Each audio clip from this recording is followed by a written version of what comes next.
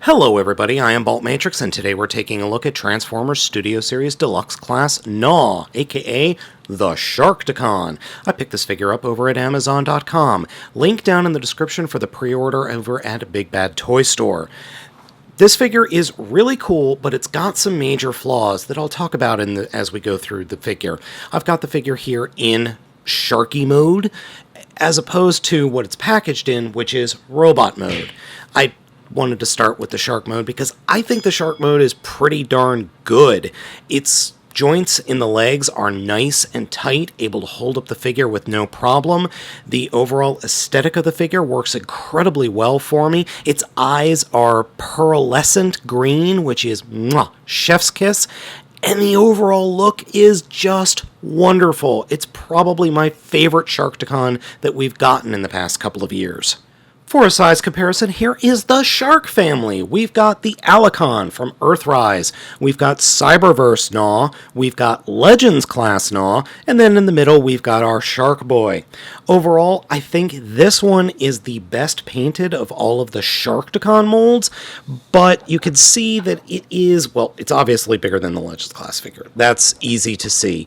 It's roughly the same size as the or same height as the Cyberverse mold, but it is a lot longer than the Cyberverse mold. Also, the transformation is significantly different, even though you might not think it is. Comparing the Alicon with the Sharkticon, you can see they're almost the same size. The Alicon is a little bit differently proportioned than the Sharkticon. Now, smooch! The figure comes with two accessories, its tail, which turns into a flail, and this gun, which can only peg into the left side. And there is another accessory, but I'm not actually considering it an accessory because it's kind of integral to the figure, and that is a dorsal fin. There's a problem with the dorsal fin, though. It falls out real easy. The only way to keep it from falling out is to actually turn it 180 degrees. Well, even then it falls out. I must have loosened it because when I first got it, it just slipped right in and fell right out. But when I turned it around 180 to give it a really cool mohawk dorsal fin, I have to admit that looks pretty rad. This stays in a lot better. Now, in shark mode, initially I thought it was going to peg in somewhere in the shark mode, but or peg in more in the shark mode. It doesn't. It doesn't. That's my biggest flaw with the figure, is that stupid dorsal fin. So for this review, I'm actually going to remove it, because if I don't, it's gonna fall out and it's gonna make me mad. The overall aesthetic works. The posability for the figure is okay. I mean, how posable is a toy bipedal shark thing monster gonna be? Arms are actually posable. It's got two joints, swivel joints. They're more swivels and hinges here. It's got a lot of range of movement. Swivel in the rear leg, and then a hinge, and then a bicep swivel, we'll say, because obviously these become the robot arms, and then a hinge for the robot elbow, and then the mouth opens and closes. The top of the robot mode opens up like that, and the bottom opens like that. Unfortunately, you do have GNAW's head right there, but it looks more like a spiky tongue in this mode, but I really wish they had a way to actually hide the robot head.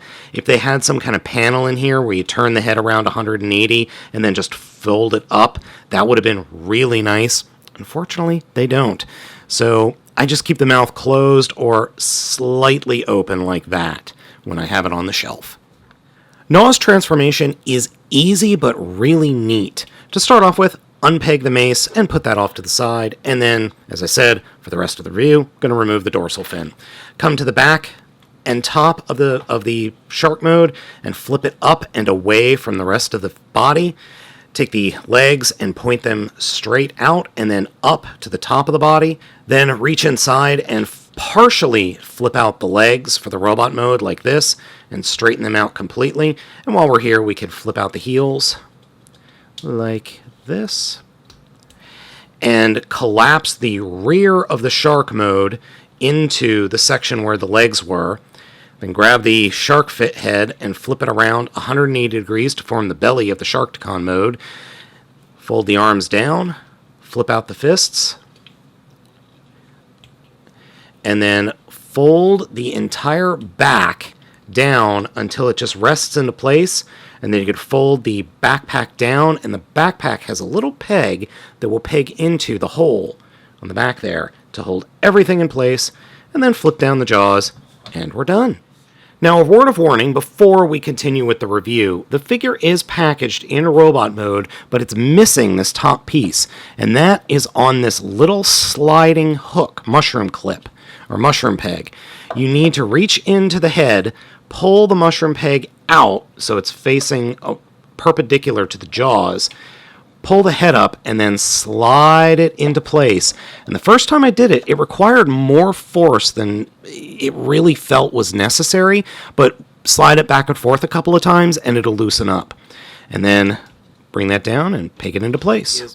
This robot mode is far and away the most show-accurate Sharkticon I think we have ever gotten. They managed to get the pudginess and the pudgy deadliness, we'll say. The head sculpt is excellent. I love the way it looks. It's definitely troop builder material and slightly generic. I can't tell if he's sneering or smiling, but he definitely has a lower lip protrusion, which is really kind of weird. It does appear to have just a gaping hole there in the front of the collar, but I can't argue with the molding because it looks like there's extra teeth molded into the back collar, which is obviously just the shark head. It's quite excellent all around. The aesthetic overall for this Sharkticon GNAW is really good. It's just really good. It doesn't feel like there's a lot of hollow bits. Everything goes and fits together very nicely, except the dorsal fin, and it's just a pleasant figure. It really is. It's not a huge figure, but it is a very pleasant figure, and I'm super glad I picked it up because I don't think we've ever gotten as good a Sharkticon as this. For Pudge Master Con here, the posability is quite good. Head is on a very tight ball joint, and it can look up, it can look down quite a bit, and can look up, well, not a lot, because look at the slant there for his head. Again, swivel in the shoulder with a hinge, then a swivel for the bicep, and a bolt or a hinge at the elbow. No fist articulation, no torso articulation, unfortunately, but the hips are on ball joints not ball joints, swivels and hinges, thigh swivel, bend at the knee, bend at the shin for the transformation, and then the patented 90-degree plus heel or ankle. No, that's an ankle. That's not a heel. And then there is some ankle articulation for the transformation. So you can pull off some decent poses. See, what did I tell you? A quality, decent pose. In terms of height, the new GNAW is definitely bigger than Legends. It's also a little bit bigger than the Cyberverse version, and it's roughly the same size as Alicon. Alicon is... it's just the proportions for both of these are so completely different. They feel like they're different sizes. Like Alicon, just looking at it, it looks like it's a much bigger figure, but it really isn't.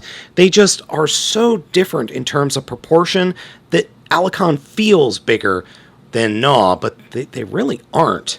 So let's turn them on the side. Yeah, they're roughly the same thickness. I don't know, one turns into a bipedal shark, one turns into a bipedal alligator.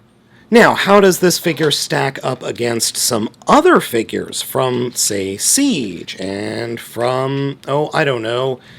Well, you know what, we got the Lamborghini brothers. Let's put it next to them. They're a good size comparison. A little smaller. How about other Studio Series figures? Oh boy, it is definitely smaller than both Hot Rod and Cup. And seriously, Cup, what's wrong with you? You can barely stand. You're not that drunk, are you? Well, I guess you apparently are. Overall, I like GNAW a lot. I really do. I wasn't sure I was going to like this figure, but it's really won me over. It has some minor flaws, the worst of which being this stupid dorsal thing. I can't believe that got passed or out of production. But Otherwise, it's a really nice figure and a solid addition to the Studio Series line. If you've been looking for a good GNAW to add to your collection, I strongly recommend picking this figure up. So folks, let me know what you think of our little Sharkticon buddy down in the comments. Thank you so much for watching. Be sure to hit those like and subscribe buttons and hit the bell, because that helps. As always, I have been Baltmatrix, and I'll catch you all next time.